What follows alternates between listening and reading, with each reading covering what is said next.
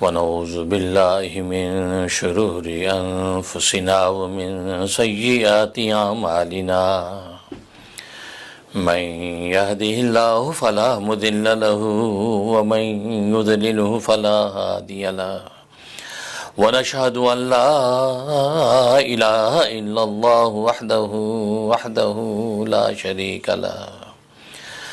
شريك له ولا نظير له ولا مثل له ولا مثال له ونشهد أن سيدنا وسندنا وشفيعنا وشفيع أمرنا وحبيبنا وحبيب ربنا ومولانا محمدا عبده ورسوله أرسله الله إلى كافة للناس بشيرا ونذيرا وداعيا إلى الله بإذنه وسراجا منيرا أما بعد فأعوذ بالله من الشيطان الرجيم بسم الله الرحمن الرحيم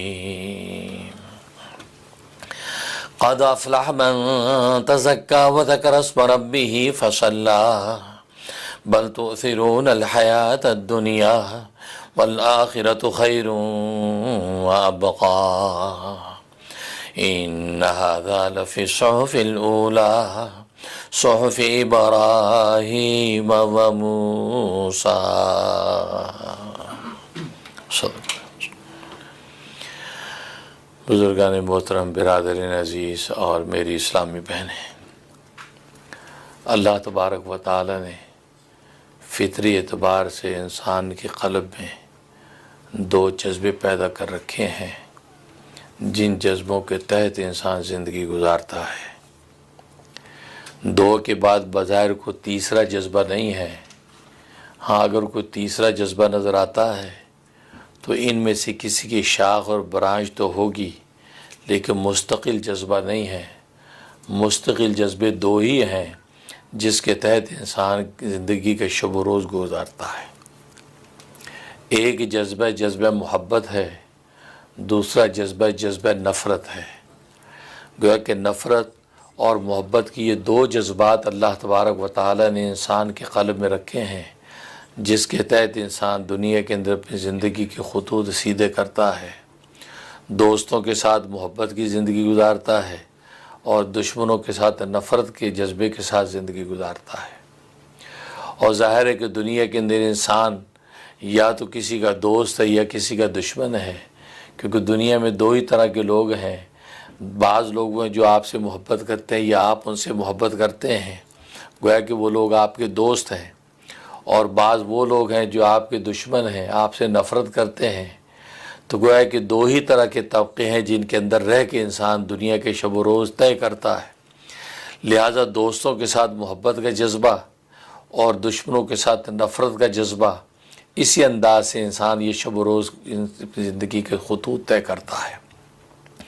لیکن عجیب بات یہ ہے کہ محبت کا جذبہ دائمی اور بنیادی ہے اور نفرت کا جذبہ یہ عارضی ہے۔ گویا کہ یہ ایک رد عمل ہے، رد عمل کے طور پہ انسان کے اندر نفرت کے جذبات ظاہر ہوتے ہیں، عداوت کے جذبات ظاہر ہوتے ہیں، لیکن اصل اور بنیادی جذبہ اس کا دائمی محبت ہے۔ تو گویا کہ اللہ تبارک و تعالی نے انسان کی گھٹی کے اندر جو جذبہ رکھا ہے وہ جذبہ محبت ہے۔ محبت کے تحت وہ انسان دنیا میں زندگی گزارتا ہے۔ لیکن نفرت اور عداوت یہ ایک وقتی چیز ہے، ایک عارضی اور ٹیمپریری چیز ہے۔ یہ کچھ حالات کے تحت سامنے آتا ہے، کچھ احوال سامنے آتے ہیں تو اس پر یہ جذبہ ابھرتا ہے۔ گویا کہ کچھ اعمال سامنے آتے ہیں تو اس کے رد عمل بھی یہ جذبہ سامنے آتا ہے۔ تو گویا کہ نفرت کا جذبہ یہ عارضی اور وقتی ہے، لیکن محبت کا جذبہ یہ دائمی اور بنیادی ہے جو اللہ تبارک و تعالی نے انسان کی گھٹی میں رکھا ہے۔ اور اس سے عجیب بات یہ ہے کہ نفرت اور عداوت کے جذبے کی اصل بھی محبت ہی ہے۔ گویا کہ بس اوقات انسان نفرت اور عداوت کا جذبہ ظاہر کرتا ہے تو گویا کہ اس کا اصل منشا بھی محبت ہی ہوتا ہے، کہ وہ اصل میں محبت ہی کا تقاضا ہوتا ہے کہ انسان وہ وقتی طور پہ نفرت ظاہر کرتا ہے یا وقتی طور پر عداوت ظاہر کرتا ہے۔ مثلا ابا اپنے اولاد کی اصلاح و تربیت کے لیے ان سے نفرت ظاہر کرتا ہے، ان کی پٹائی کرتا ہے، ان کے کان کھینچتا ہے، نفرت کا اظہار کرتا ہے، لیکن اصل میں یہ نفرت کا اظہار اس کے حلق تک ہے، قلب تک نہیں ہے۔ ہاں، قلب کے اندر اصل میں محبت کا جذبہ ہے، اس محبت کے جذبے کے تحت یہ نفرت کا اظہار کرتا ہے، یہ اولاد پر غصے ہوتا ہے، غضبناک ہوتا ہے۔ کیوں؟ وہ اصل میں ان کی تربیت کرنا چاہتا ہے، تربیت کر کے وہ ایک اچھا انسان بنانا چاہتا ہے، اس لیے وقتی حالات کی وجہ سے وہ نفرت کا اظہار کرتا ہے، ڈانٹ ڈپٹ کرتا ہے۔ گویا کہ اس ڈانٹ ڈپٹ اور اس سختی اور غضب کا منشا بھی محبت ہی ہوتا ہے، تاکہ میرا بچہ قابل بن جائے، اچھا بن جائے، اس معاشرے کے اندر مفید ثابت ہو، اللہ کا اچھا عابد بھی ہو اور خلق خدا کا اچھا خادم بھی ہو۔ تو معلوم ہوا کہ اصل جذبہ محبت ہی نکلا، کیونکہ نفرت عداوت کا جذبے کا منشا بھی محبت ہے۔ جیسے خود قرآن کریم میں اللہ تبارک و تعالی ارشاد فرماتے ہیں کہ ظہر الفساد فی البر والبحر بما کسبت ایدی الناس، کہ سمندروں میں اور خشکیوں میں جو فساد برپا ہے، جو آفتیں برپا ہیں، یہ لوگوں کے اپنی کرتوت ہیں، لوگوں کے اپنے ہاتھوں کی کمائی ہے، جس کی وجہ سے یہ سارے کی ساری کائنات کے اندر فساد ہے۔ خون ریزیاں ہیں، نفرتیں ہیں، عداوتیں ہیں، ایک دوسرے کی جو ہے وہ گلا کاٹتے ہوئے انسان نظر آتے ہیں۔ فرمایا اس کی بنیاد کیا؟ بما کسبت ایدی الناس، لوگوں کے اپنے ہاتھوں کی کمائی ہے۔ تو دیکھو لوگ جو نفرت ظاہر کر رہے ہیں، اس پر اللہ تبارک و تعالیٰ فرمانے لیذیقہم بعض الذی عملوا، کہ اللہ تبارک و تعالیٰ ان کی اس دنیا کے اندر جو یہ حرکتیں کر رہے ہیں، جو کرتوت ہیں، اس کی بعض سزا دنیا میں ظاہر کر دیتے ہیں، چکھاتے ہیں، ہلکی سی پکڑ کرتے ہیں، ان کو جھنجھوڑتے ہیں، ان کے گناہوں کی سزا دنیا میں دیتے ہیں، ان کے فسادات کے لیے اللہ دنیا میں ان کی بظاہر پکڑ کرتے ہیں۔ کیوں کرتے ہیں؟ لعلہم یرجعون، تاکہ یہ واپس لوٹ آئیں، یعنی گویا کہ اچھے انسان بن جائیں، یہ توبہ کر لیں، اپنے مالک کو پہچان لیں، اپنے رازق کو پہچان لیں۔ تو معلوم ہوا کہ یہ اللہ تبارک و تعالیٰ کو دنیا کے اندر جو ہے یہ عداوت ظاہر کرنا اور یہ جو ظالموں کے اوپر ظالموں کے ظلم کی سزا ان کو دینا، اس کی بنیاد بھی کیا نکلی؟ فرمایا لعلہم یرجعون، تاکہ یہ توبہ کر لیں، یہ اللہ کی طرف لوٹ آئیں۔ تو اس کا منشا بھی وہی نکلا، تاکہ یہ انسان دنیا کے اندر اللہ کے اچھے عابد بن جائیں، انسان دنیا کے اندر خلق خدا کے اچھے خادم بن جائیں۔ اس لیے اللہ تبارک و تعالی دنیا کے اندر جو وقتی طور پہ سزا دیتے ہیں، وقتی طور پہ ان پر عذاب نازل کرتے ہیں۔ تو معلوم ہے کہ خود اللہ تبارک و تعالیٰ کی شان بھی یہ ہے کہ اللہ تبارک و تعالیٰ کا اصل جذبہ محبت ہے۔ کیوں؟ اس لیے کہ محبت کی وجہ سے رحمت پیدا ہوتی ہے، اور اللہ کی رحمت اس کے غضب پر غالب ہے۔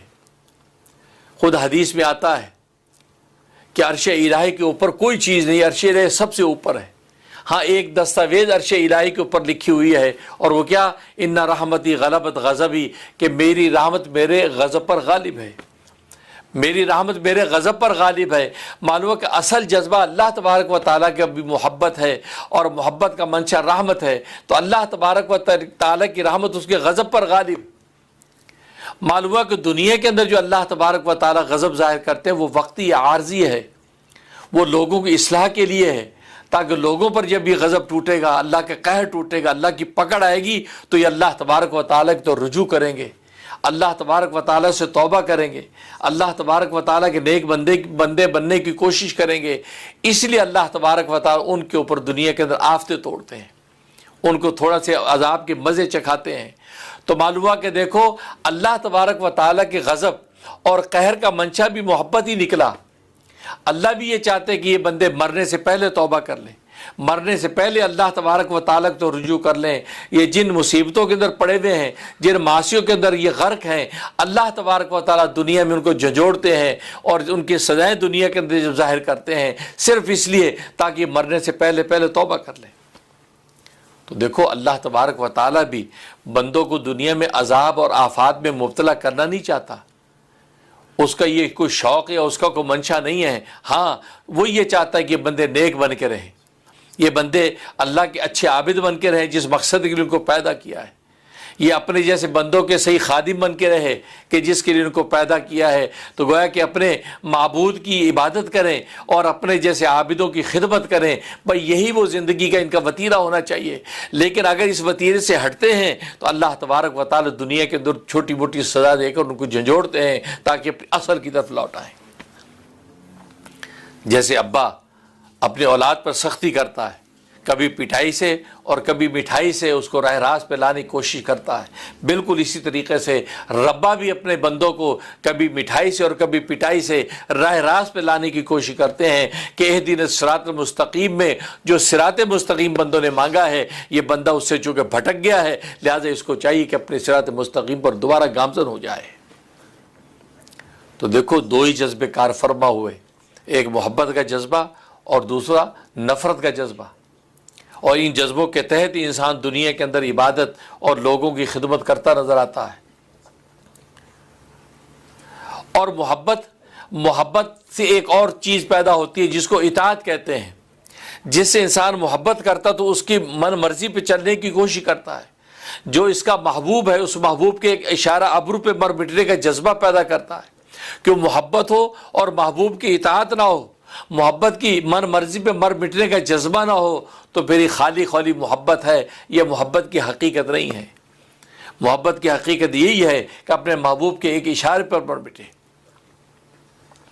تبھی تو نبی کریم صلی اللہ علیہ وسلم ارشاد فرماتے ہیں، لا خیر فی من لا یولف ولا یولف، کہ اس شخص میں کوئی خیر ہی نہیں ہے کہ جو نہ خود کسی سے محبت کرے اور نہ کوئی اس سے محبت کرے، نہ یہ خود کسی کا محبوب نہ کوئی اس کا محبوب، یہ کسی سے محبت کرتا ہی نہیں ہے، یہ دونوں پہلوؤں سے محبت سے محروم ہے۔ فرمایا اس شخص پہ کوئی خیر نہیں ہے۔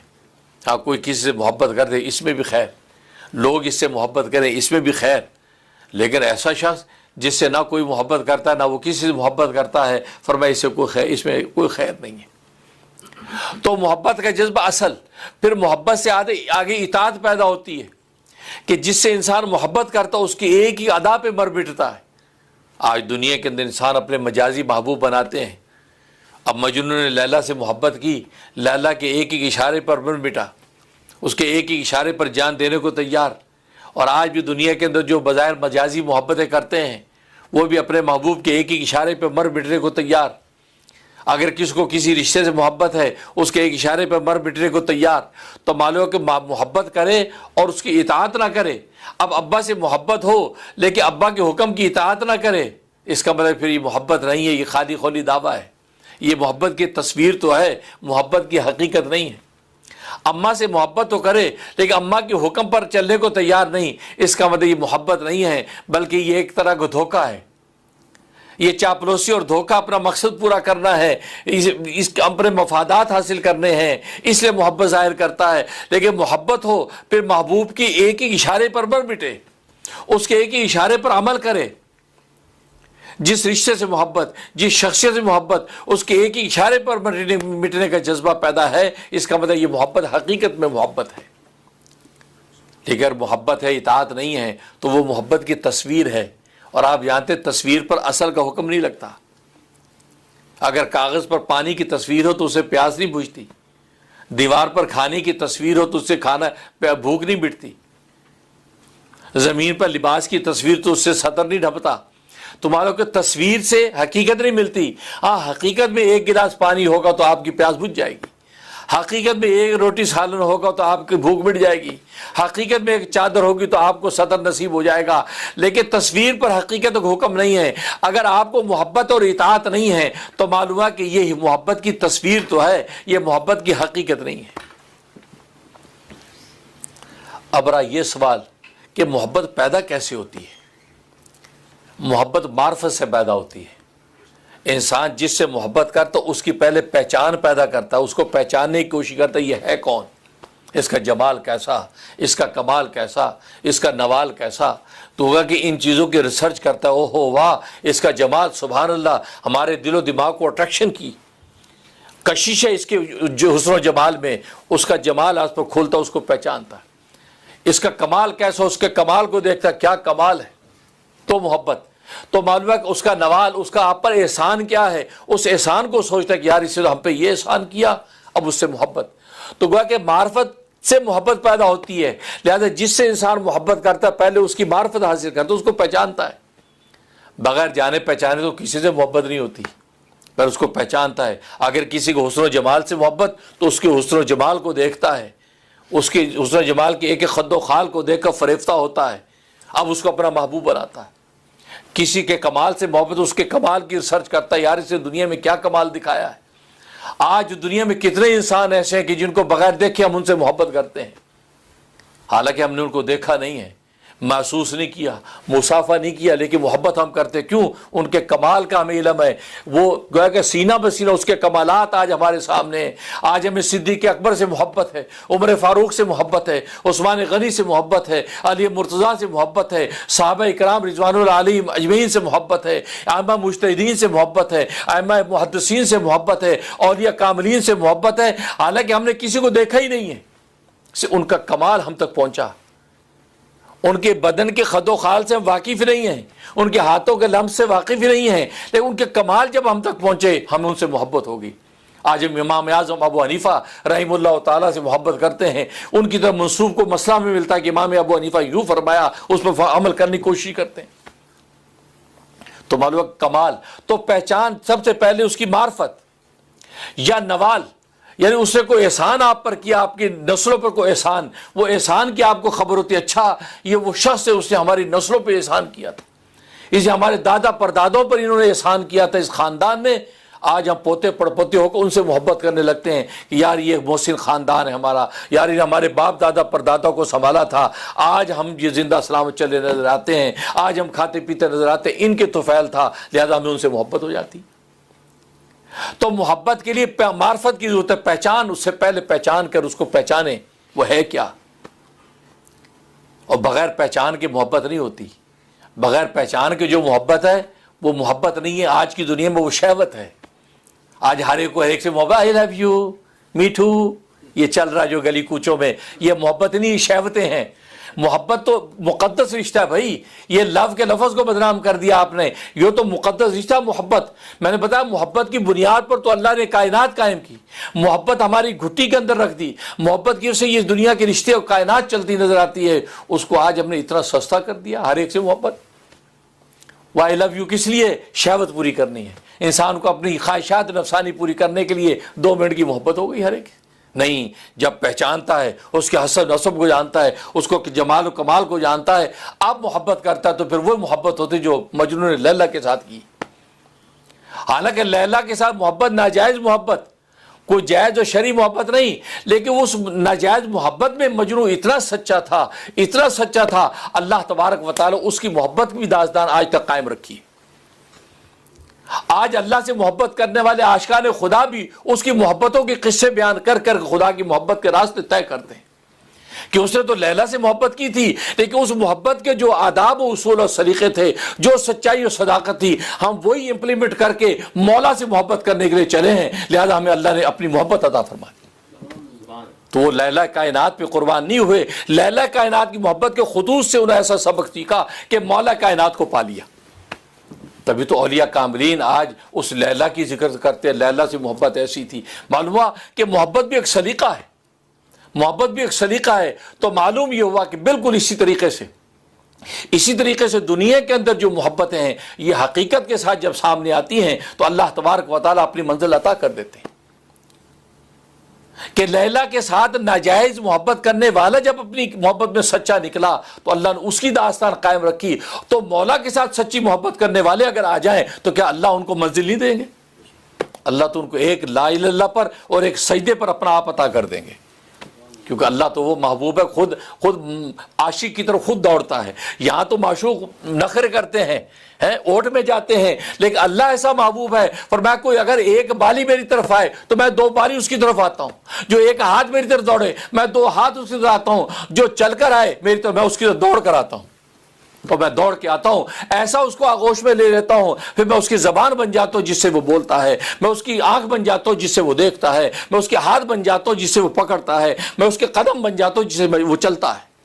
بخاری کی حدیث جس میں اللہ خود حدیث قدسی فرما رہے ہیں کہ بندہ نفلیں پڑھ کے میرے اتنا قریب ہو جاتا ہے کہ پھر وہ چلتا ہے تو میں اس کی طرف دوڑ کے آتا ہوں۔ تو اللہ تو ایسا محبوب ہے۔ تو دنیا کی مجازی محبتیں ان کی داستانیں قائم، تو معلوم ہے کہ اگر حقیقی محبتیں مولا کائنات کو پانے کے لیے اگر کوئی کرے گا تو اس کو زیادہ سفر کرنے کی ضرورت نہیں، ہاں صبر کی ضرورت ہے۔ صبر نہیں، صبر کا مطلب ہے کہ بس وہ ویلا نہ کرے، جی کب سے سجدے میں گر رہا ہے خدا ملا ہی نہیں، کب سے قیاموں میں کھڑے خدا ملتا ہی نہیں, کب سے روزوں میں بھوکے پھرے خدا ملتا ہی نہیں. یہ قیام میں کھڑا ہونا, سجدوں میں گرنا, لا الہ کے نعرے لگانا, روزوں میں بھوکا پیاسا رہنا, یہ خدا کے ملنے کا نشان ہے, ملنے کی علامت ہے. اس کا مطلب اللہ تمہیں مل گیا ہے, یہ اللہ کے ملنے کی علامت ہے. تم سجدے میں گرے ہوئے ہو, تمہارا سر اللہ کے قدموں میں ہے, اللہ نے اپنی محبت کے سفر میں تمہیں گامزن کر دیا. اس کا مطلب ہے کہ بس اللہ تمہیں مل گیا ہے. باقی اس منزل کی تو انتہا ہوتی نہیں. جس عشق کی انتہا ہو جائے وہ عشق نہیں ہوتا. دنیا میں کوئی ایسا عشق نہیں جس کی انتہا ہو. منزل مل گئی, منزل نہ ملنا اس عشق کی علامت ہے. خدا کے راستے پہ چلنے کا عشق ایسا ہے کہ اس کی منزل نہیں ہوتی. اب دیکھو, حج کے لیے ہم جاتے ہیں, عمرے کے لیے جاتے ہیں, بظاہر یہ ایک عشق کا سفر ہے, لیکن اس سفر کی کوئی انتہا نہیں ہے. ہم سفر بھی رہتے ہیں. ایون اس کے گھر پر پہنچ کر, بیت اللہ میں پہنچ کر بھی وہاں ٹک کر نہیں بیٹھتے, وہاں پر بھی ہم حکم ہے کہ طواف کرتے رہو. وہاں بھی چکر کاٹ رہے ہیں, صفا مروہ میں دوڑ رہے ہیں, پھر مینا میں جا رہے ہیں, پھر عرفات میں جا رہے ہیں, پھر مزدلفہ میں جا رہے ہیں, پھر مینا میں قربانیاں کر رہے ہیں, پھر آ کے پھر طواف کر رہے ہیں, پھر اسی طرح چکر. ٹک کے تو بیٹھے نہیں کہیں. یہ کیسا سفر ہے, یہاں تک کہ طواف وداع کرنے کے بعد واپس اپنے وطن لوٹ رہے ہیں. تو منزل مل جانا تو یہ عشق کی انتہا کبھی نہیں ہوتی. اور پھر خدا کے عشق کی انتہا, خدا کو پانے کی منزلیں تو اتنی کہ اس کی کوئی انتہا ہی نہیں. فاعبد ربک حتی یاتیک الیقین. قرآن میں اللہ تبارک و تعالی نے فرما دیا کہ اے بندے, تو اپنے رب کی عبادت کرتا رہے یہاں تک کہ تجھے یقین آ جائے, یعنی یہاں تک کہ تجھے موت آ جائے. موت تک کا سفر ہے یہ, موت تک کا سفر ہے یہ. اس کے اندر دنیا میں منزل ملنے کا کوئی سوال نہیں ہے. اب یہ کہ جی ہمیں اللہ ملا ہی نہیں, ارے خدا نے تجھے پکار کی توفیق دی, ہاتھ پھیلانے کی توفیق دی, اس کا مطلب اللہ تجھے مل گیا ہے. کیونکہ اللہ کے ملنے کے اپنے آداب اور سلیقے ہیں, اللہ کے عطا کے اپنے انداز ہیں. آپ نے جو مانگا وہی دے دیا, یہ اللہ کا یہ انداز نہیں ہے. ہاں, بس اوقات وہی دے دیتا ہے, بس اوقات اس سے بہتر دے دیتا ہے, بس اوقات اس کی وجہ سے بڑی بلائیں آفتے ہٹا دیتا ہے, بس اوقات جو مانگے ہوئے کا بدلہ آخرت کے لیے جمع کر دیتا ہے. جو آج حدیث میں پڑھا کہ 3-4 طریقے اللہ تبارک و تعالیٰ کے عطا کرنے, اور حدیث میں آتا ہے کل روز قیامت میں وہ دعائیں جو دنیا کے اندر ظاہر نہیں ہوئیں, وہاں پر اللہ تبارک و تعالیٰ ان کا اتنا بڑا انعام عطا کریں گے, اتنا عطا کریں گے کہ بندہ یہ اس وقت تمنا کرے گا کاش دنیا میں میری ایک بھی دعا قبول نہ ہوتی. ایک بھی دعا قبول, وہاں تمنا کرے گا. اور آج دنیا کے اندر بے چین ہو, کہتے ہیں یار ہم نے جو مانگا تھا ملا ہی نہیں, ہم نے جو دعا کی تھی یار قبول ہی نہیں, لگتا اللہ ہم سے اللہ ناراض ہے, یار لگتا اللہ ہماری سنتا ہی نہیں ہے. نہیں, اللہ سمیع بصیر, سنتا بھی ہے, دیکھتا بھی ہے, اور اس کو پتہ ہے کس کو کب اور کیسے دینا. آج ماں اپنے بچے کو اس کا مانگا ہوا دیتی نہیں ہے, جس روٹی پہ ہاتھ ڈالے کھانے نہیں دیتی, نہیں ابھی روٹی کا وقت نہیں, ابھی دودھ کا وقت ہے. ابا اس کو دینے لینے کے اندر سلیقے اور آداب دیکھتا ہے, تو کیا ربا آپ سے محبت نہیں کرتا کہ اس کو پتہ ہے کہ کس وقت کیا دینا, اور آپ بے چین ہو کے کہتے ہیں کہ ملا ہی نہیں. یہ تو سفر ایسا ہے, بس چلا چل قطع راہ عشق اگر منظور ہے, بس چلا چل قطع راہ عشق اگر منظور ہے, یہ نہ دیکھے ہم سفر نزدیک ہے یا دور ہے, مشکلیں عاشق کو ہیں بس قبل از دیوانگی, کچھ دنوں غم سہ لیا پھر عمر بھر مسرور ہے. یہ تو صبر کا سفر ہے. یہ سفر بہت مختلف ہے کہ صبر تحمل سے چلتے چلے جاؤ. اللہ تبارک و تعالیٰ اپنی آغوش کھول کے بیٹھا ہے. تو محبت کے لیے معرفت کی ضرورت ہے. جب تک آپ کو کائنات کی معرفت نہیں ہوتی تو کائنات سے آپ کو محبت نہیں ہوتی. تو رب کائنات کی جب تک معرفت نہیں ہوگی تو رب کائنات سے آپ کو محبت کیسے ہوگی؟ آپ نے رب کو پہچانا نہیں تو محبت کیسے ہو جائے گی؟ اس لیے قرآن کریم میں فرمایا وما خلقت الجن والانس الا لیعبدون. اللہ فرماتے ہیں کہ میں نے جنوں اور انسانوں کی تخلیق محض اپنی عبادت کے لیے کی ہے. حضرت عبداللہ بن عباس رضی اللہ تعالیٰ فرماتے ہیں لیعبدون سے مراد لیعرفون, کہ میں نے جنوں اور انسانوں کی تخلیق اس لیے کی تاکہ مجھے پہچانیں, میری معرفت حاصل کریں. میری ذات و صفات کی جب ان کو معرفت ہو جائے گی تو آٹومیٹکلی سجدے میں گر جائیں گے, آٹومیٹکلی عبادت کے لیے کھڑے ہو جائیں گے. ان کو عبادت کے لیے معرفت چاہیے. جب مجھے پہچان لیں گے تو خود ہی سجدے میں گریں گے. آج غلام آقا کے سامنے خود ہی سجدے میں گرتا ہے. آج اب غلام بادشاہ کے سامنے آ کے خود ہی اس کے قدموں میں گرتا ہے. کیوں؟ اس کو پہچانتا ہے, وہ بادشاہ کی شان کو جانتا ہے، آقا کی جو وہ منزل کو جانتا ہے، مرتبے سے واقف ہے، لہٰذا اس کو کہنا نہیں پڑتا جی قدم بوسی کرو، قدم چوم لو. نہیں، غلام خود ہی اپنے آقا کے قدم چومتا ہے. کیوں؟ کہ جانتا ہے یہ میرا آقا ہے، اس کی آقائیت سے واقف. بالکل اسی طریقے سے اللہ فرماتے مجھے پہچانو، اے بندو مجھے پہچانو، جنوں اس میں نے پیدا اس لیے کہ میری معرفت حاصل کرو. اور اللہ کی جب معرفت حاصل ہو جائے گی، اللہ کی ذات، اس کی کبریائی، اس کی بلندی اور جلالت کی جب معرفت ہو جاتی ہے، بندہ آٹومیٹکلی سجدے میں گر جائے گا، خود عبادت اس کے لیے آسان ہو جائے گی. اس لیے میں نے کہا کہ معرفت، محبت کے لیے معرفت، تو اللہ کی سب سے پہلے معرفت حاصل کو، اس کو پہچانو. جب معرفت حاصل ہوئی تو محبت خود پیدا ہوگی، محبت ہونے لگے گی. اللہ تبارک و تعالیٰ کے جمال، جس سے ساری کائنات کو جمال بانٹا، تو تم سوچو کہ یار اس کے اپنے جمال کا عالم کیا ہوگا. جس ساری کائنات کے اندر کمال بانٹے، اس کے اپنے باکمال ہونے کا عالم کیا ہوگا. جس ساری کائنات کے نوال بانٹے ہیں، اس کے اپنے نوال کا عالم کیا ہوگا. آج دنیا کے اندر چھوٹا سا ایک حسین محبوب سامنے آتا ہے، ہم فریفتہ ہو جاتے ہیں. جس رب کائنات نے ساری کائنات میں حسن بانٹے ہیں، اس کے اپنے حسن و جمال کا عالم کیا ہوگا. کہ اہل جنت دیکھ کے ایک ہفتہ بے ہوش رہیں گے. جب اللہ دیدار کرائیں گے نا جنت میں، ہفتہ بھر اہل جنت بے ہوش رہیں گے، مدہوش رہیں گے. وہ جنت کی ساری نعمتیں ہیچ ہو جائیں گی.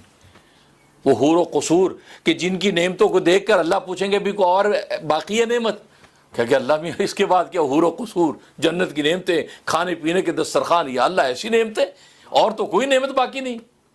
اللہ وہاں فرمائیں گے، حدیث میں آتا ہے، اپنے علماء سے پوچھو ابھی ایک نعمت باقی ہے.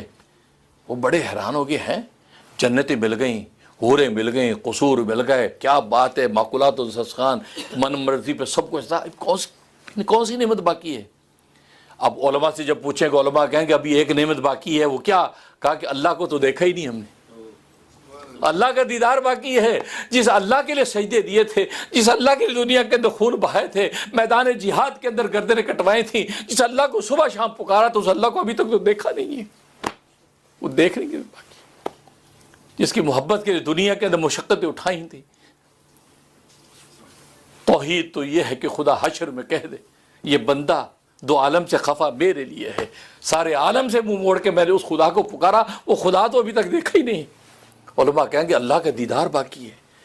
کہیں گے رب العزت تیرا دیدار تو کیا ہی نہیں ہم نے، ہم تو ان نعمتوں میں ایسے غرق ہو گئے، ہمیں یہ خبر ہی نہیں کہ جس نے نعمتیں دی ہیں، جس حور و قصور کے حسن و جمال ہم پر کھولیں، اس کے اپنے حسن و جمال کا عالم کیا ہوگا. یا اللہ ہم نے آپ دیکھنا ہے. اب اللہ تبارک و تعالیٰ دیدار کرائیں گے. جیسے قرآن نے کہا یوم مزید، یعنی جمعے کا دن، یوم مزید قرآن نے کہا، اس کے بعد جمعے کا دن. یہ جمعے کا دن یہ معمولی دن نہیں ہے، اس دن کی قدر کرو، یہ عجیب دن ہے. یہی دن اللہ تبارک و تعالیٰ وہاں آخرت میں بطور دیدار کے قائم کریں گے. ہر جمعے کو اللہ اہل جنت کو دیدار کرایا کریں گے. تو جمعے کے دن اسی طرح اجتماع ہوگا اور کرسیاں لگی ہوں گی، ہر انسان اپنے اپنے درجے کے اعتبار سے بیٹھا ہوگا، اونچی کرسیاں لگی ہوئی. جیسے اسٹیڈیم ہوتے ہیں نا، کرکٹ کے اسٹیڈیم میں سیڑھیاں لگی ہوتی ہیں، نیچے سے اوپر جاتی ہیں، یعنی کوئی کسی کے دیکھنے میں حائل نہیں ہے. اور بہت سے لوگ نیچے بیٹھے ہوں گے، یہاں تو خیر نہیں بیٹھے ہوتے، بہت سے نیچے بیٹھے ہوں گے اپنے درجے کے اعتبار سے، اور پھر اپنے درجے کے اعتبار سے اونچی اونچی چلتے جائیں گے. ایسا میدان میں کرسیاں لگی ہوں گی، انبیاء بیٹھے ہوں گے، اولیاء بیٹھے ہوں گے، صلحاء بیٹھے ہوں گے، شہداء بیٹھے ہوں گے. اب اللہ تبارک و تعالیٰ اپنا دیدار کروائیں گے. اللہ اکبر. اس دیدار کی لذت، اس حسن و جمال کی ملونی دیکھ کر اہل جنت میں سے وہ جو چھوٹے درجے کے اہل جو نیچے زمین پہ بیٹھ کے دیدار کر رہے ہوں گے، ایک ایک ہفتہ تک بے ہوش رہیں گے، ان کو ہوش ہی نہیں آئے گا. وہ مدہوش ہو جائیں گے آپ کے حسن و جمال کو دیکھ کر، اللہ کی حسن و جمال کو دیکھ کر بے ہوش ہو جائیں گے. ان کو فرمایا کہ ان کے جنت کی نعمتیں ان کے لیے ہیچ ہو جائیں گی. کہا یہ تو کچھ بھی نہیں جو ملا ہمیں، یہ تو دیدار تو باقی تھا. اور ظاہر ہے کہ جس اللہ کی ذات کے اندر ساری کائنات کے حسن و جمال بند ہوں، اس ذات پہ نگاہ پڑ جائے تو ساری کائنات کے حسن و جمال ہیچ ہوں گے کہ نہیں ہوں گے؟ ہوں گے. تو دیکھو معرفت، تو معرفت سے محبت، تو معرفت پیدا ہو، اب محبت آٹومیٹکلی پیدا ہوگی. اب دنیا میں اللہ کی محبت کیسے پیدا کرے، اللہ کی معرفت کیسی ہوگی جس سے پھر ہم اللہ سے محبت پیدا ہو جائے؟ نبی کریم صلی اللہ علیہ وسلم بڑا آسان نسخہ بتا دیا. کہا کہ اللہ سے محبت کرنے کا آسان نسخہ یہ ہے، تم 3 چیزوں کا تصور کرو، 3 چیزوں کا تصور کیا کرو۔ ایک کیا؟ یہ سوچو کہ وہ اللہ میں کھلاتا ہے، یہ جو ہم کھاتے ہیں اللہ ہمیں کھلاتا ہے۔ دوسرا سو اللہ ہمیں پلاتا ہے، ٹھنڈا پانی پلاتا ہے ہمیں، ہم پیتے ہیں تو کیسا سکون ملتا ہے۔ اور تیسرا سوچو کہ وہ اللہ تمہارے محبوب نبی سے محبت کرتا ہے، یعنی مجھ سے محبت کرتا ہے۔ یہ سوچو کہ وہ اللہ کیسا ہے، ہمارے پیارے نبی سے محبت کرتا ہے۔ فرمایا یہ 3 چیزوں کو سوچا کرو، اللہ تمہارے دل میں اپنی محبت پیدا کر دیں گے۔ اور یہ کتنا آسان نسخہ ہے، اللہ ہمیں کھلاتا ہے۔ سوچو، مراقبہ کیا کرو، یہ اللہ نے کھلایا ہے، یہ ہماری مجال نہیں ہے کہ اللہ نے کھلایا ہے۔ یہ ان سے پوچھو جن کے سامنے دسترخوان بچھے ہوئے ہیں، وہ ایک کا ہاتھ نہیں بڑھا سکتے، ساری دنیا کھا رہی ہے، وہ کہتے ہیں جی ہمیں ڈاکٹر نے منع کیا، ہم کھانا نہیں کھا سکتے۔ اچھا، کھانا نہیں کھا سکتے؟ نہیں۔ پانی نہیں پی سکتے ہمیں یہ ہو جاتا، بیماریاں لگی ہوئی۔ لیکن آپ سوچو کہ یار اللہ میں اچھا کھلا بھی رہا ہے، اچھا پلا بھی رہا ہے، اور ہمیں لطف لے کے کھاتے ہیں۔ اور نہ صرف کھلاتا ہے بلکہ چبا کے حلق سے نیچے بھی اتارتا ہے، اور پھر ہضم بھی ہو جاتا ہے، پھر فضلات کو بھی خارج کر دیتا ہے۔ یہ اللہ کی عنایت نہیں ہے؟ اس کا مراقبہ کرو۔ اور آج ہم اس پہ تو سوچتے ہی نہیں ہیں۔ بسم اللہ پڑھ لی تو پڑھ لی، نہیں پڑھ تو کھا لیا بھائی، پکا لیا، ہنڈیا پکا کے کھا لیا۔ نہیں، سوچی اللہ کھلا رہا ہے، کسی کی مجال نہیں کہ کوئی کھلا سکے۔ اور آپ سوچیں زندگی کے اصل 2 ہی کھانا اور پینا ہے، زندگی کا اور کچھ نہیں ہے۔ یہ پوشاکیں، یہ پگڑیاں، یہ امامے، یہ تاج، یہ مکانے کی اصل 2 ہی چیزیں نکلی، ایک کھانا اور ایک پینا۔ اور یہ سبق آپ نے دنیا میں مشاہدہ کر لیا کب؟ جب یہ کووڈ-19 کورونا وائرس آیا تو آپ کو یہ بات سمجھ میں آ گئی نا، سائنٹیفکلی یہ بات ثابت ہو گئی کہ اصل 2 ہی چیزیں ہیں، کھانا اور پینا۔ ہر آدمی گھر میں بیٹھے کھا پی رہا تھا نا، لنگوٹا باندھ کے کھا رہا تھا کہ یار کھانا مل جائے۔ اٹلی کے اندر گنے لے کے لوگ نکلے ہوئے تھے کہ یار ڈبل روٹی مل جائے کہیں سے، وہ ڈبل روٹی چھیننے کے لیے۔ اور ڈالروں کو انہوں نے سڑکوں پہ پھینک دیا۔ ڈالر کس کام کے؟ ایک ڈبل روٹی کے قابل نہیں۔ خبروں کے اندر آیا کہ ڈبل روٹی چھیننے کے لیے گنے لے کے پھر دے، ڈبل روٹی مل جائے۔ تو دیکھو نکلا نا اصل صرف کھانا اور پینا۔ اور یہاں پر بھی گھروں میں سب بند بیٹھے ہیں، باہر نہیں نکل سکتے، کیا ایک کچھا پہن کے گھر میں زندگی گزار رہے ہیں، کوئی پوشاک نہیں، کوٹ ٹائیاں بوٹ سب الماریوں میں، صرف کھانا پینا۔ لنگی باندھی ہوئی ہے، بنیان پہنا ہوا ہے، کھانا پینا چل رہا ہے، یا اپنی جاب کر رہی بس کھانا پینا۔ معلوم ہے کہ اصل کھانا پینا ہی ہے۔ تبھی نبی نے کہا کہ کھانے کا سوچو کہ اللہ کھلاتا ہے، یہ کتنی بڑی نعمت ہے کہ اللہ کھلا رہا ہے۔ اور پانی کا کہ اللہ پانی پلا رہا ہے، اور پیاسا جب ٹھنڈا پانی پیتا ہے کیا حال ہوگا، اوہ جھوم جاتا۔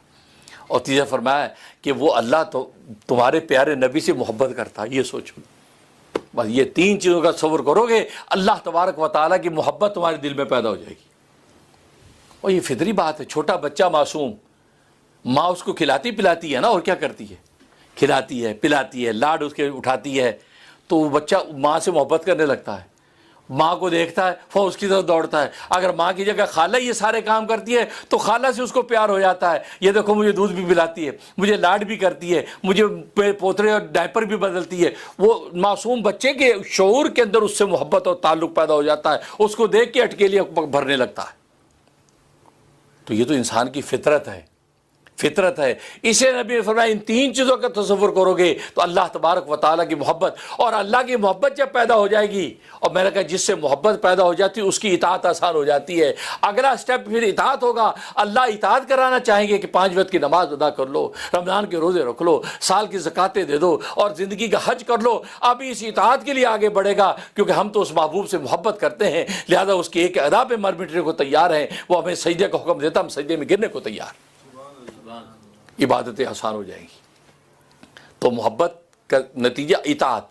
اور اگر اطاعت نہیں ہے، ہاں جی اللہ سے ہمیں بڑی محبت ہے، نبی سے ہمیں بڑی محبت ہے، نہ نماز کی فکر ہے، نہ روزے کی فکر ہے، نہ نبی کی سنتیں اپنی زندگی کے اندر ہیں کہ نبی کھاتے کیسے تھے، پیتے کیسے تھے، سوتے کیسے تھے، جاگتے کیسے تھے، رفتار و کردار کیا تھا، اخلاق و کردار کیسے تھے، گفت و نشست کیسی تھی، کسی پر کوئی توجہ نہیں، بس ایک اللہ ٹپ زندگی گزر رہی ہے، یہ گزار رہے ہیں یار، دیا امریکہ حدیث امریکہ، یار کوئی نہیں امریکہ میں چلتا ہے یار، بھائی یوں زندگی گزار رہے ہیں۔ اس کا مطلب یہ محبت نہیں ہے، یہ محبت کھوکھلی محبت کا نعرہ ہے۔ جب محبت ہوتی تو اطاعت، تو گویا کہ محبت کے لیے معرفت کی ضرورت، اور معرفت حاصل کرنے کے لیے اس بات کا تصور کرو کہ اللہ ہمیں کھلاتا اور پلاتا ہے اور ہمارے نبی سے محبت کرتا ہے۔ اس سے اللہ کی معرفت پیدا ہوگی۔ جب معرفت اور پہچان کھلے گی آپ پر کہ اللہ کب سے ہمیں کھلاتا چلا آ رہا ہے اور ایسے ایسے موقعوں پہ کھلایا کہ جہاں تصور نہیں تھا کہ ہمیں کوئی کھلا سکے گا، محبت پیدا ہوگی۔ اس کے بعد جب محبت پیدا ہوئی، اب اطاعت، اس کی عبادت انسان کے لیے آسان ہوگی، اس لیے کہ محبت کے ساتھ اطاعت لازم ہے۔ اور اطاعت کا یہ حکم ہے کہ انسان جب اطاعت کرتا ہے اور محبت و اطاعت جب دونوں جمع ہو جاتے ہیں، اب یہ عبادت اپنی اصلی نورانی شکل میں اللہ کے ہاں پہنچتی ہے، اللہ کے ہاں پہنچتی ہے اور قبول ہو جاتی ہے۔ اس لیے حدیث میں آتا ہے کہ نمازی نماز پڑھ کے فارغ ہوتا ہے تو نماز روشن چہرے کے ساتھ جب جاتی ہے تو دعا کرتی جاتی ہے، اے نمازی جیسے تو نے میرا چہرہ روشن کیا، اللہ تجھے بھی روشن کر دے۔ تو نے جیسے مجھے آباد کیا، اللہ تجھے بھی آباد کر دے، کہ اسے بہترین نماز ادا کی۔ محبت کے جذبے کے ساتھ اطاعت کے سجدے کیے ہیں تو نماز خوش ہو کر جاتی ہے۔ اور فرمایا گیا کہ خالی خولی محبت، خالی خولی سجدے دیے، وہ سچی اطاعت کا جذبہ نہیں ہے۔ تو حدیث میں آتا ہے نماز کیا کہتی ہے، اے نمازی جیسے تو نے میرا چہرہ سیاہ کیا، تیرا اللہ چہرہ سیاہ کرے، جیسے تو نے مجھے برباد کیا، اللہ تجھے بھی برباد کرے۔ یہ نماز بد دعا دیتی ہے، عبادت خود بد دعا دیتی ہے، تو بتاؤ اس کی قبولیت میں کوئی شک رہے گا؟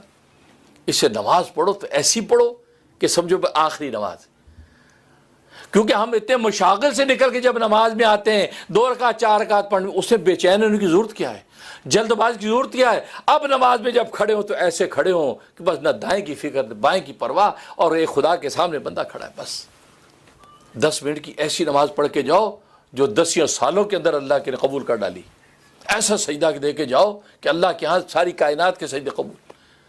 لیکن آج ہماری حالت یہ ہوتی ہے کہ وہ نماز میں بھی بے چین رہے، جلدی چلو یار، وہ فلاں کام کرنا ہے یار، جاب میں دیر ہو گئی یار، یہ نہ ہو جائے باس نوکری سے نکال دے گا یار، لمبا سجدہ نہیں۔ باس کی حقیقت کیا؟ کوئی حقیقت نہیں۔ باس تمہارا اللہ ہے، اللہ نے لوگوں کے دل پکڑے ہوئے ہیں۔ حدیث میں آتا ہے رحمان کی 2 انگلیوں کے درمیان لوگوں کے دل ہیں، تمہارے باسوں کے دل اس کے درمیان ہیں۔ اللہ کی عبادت کا حق ادا کر کے جاؤ، تمہارا باس کوئی چیز بگاڑ سکتا، تمہارا فیصلے وہاں سے ہو رہے ہیں۔ اس لیے نماز کے لیے آؤ، ایسی نماز پڑھ کے جاؤ تو محبت و اطاعت کا صحیح جذبہ ظاہر ہو۔ اور یہی وہ حقیقت ہے انسان کی عبادت اور خدمت کی کہ محبت و اطاعت سچے جذبے کے ساتھ سب ہوتی ہے، اب اللہ تبارک و تعالیٰ کے وہ مقام پکڑتی ہے، پہ سجدے میں گرتے ہی اس کے قدم، اس کا سر جو ہے اللہ کے قدموں میں پہنچ جاتا ہے۔ اللہ سے دعا ہے کہ اللہ تبارک و تعالیٰ عمل کرنے کی توفیق عطا فرمائے، آمین یا رب العالمین۔ آج کا خطبہ سپانسر کیا ہے شکاگو سے یہ عروج رحمان صاحبہ نے۔ ہم عروج رحمان صاحبہ کے لیے دعا گو ہیں کہ اللہ تبارک و تعالیٰ کو ظاہری باطنی دولتوں سے مالا مال فرمائے، اور دنیا بھر میں جو ہزاروں لوگ جو ہے ہمارے خطبے کو سن رہے ہیں، ان کی جو بھی جائز مرادیں ہیں اللہ تبارک و تعالیٰ ان کی جائز مرادیں پوری فرمائے، اور ہماری رحم ٹی وی میڈیا جس کے ذریعے سے پیغام جو دنیا میں پہنچا ہے، اللہ تبارک و تعالیٰ اس کا بہترین بدلہ جو ہے وہ حاضرین ناظرین کو نصیب فرمائے، آمین۔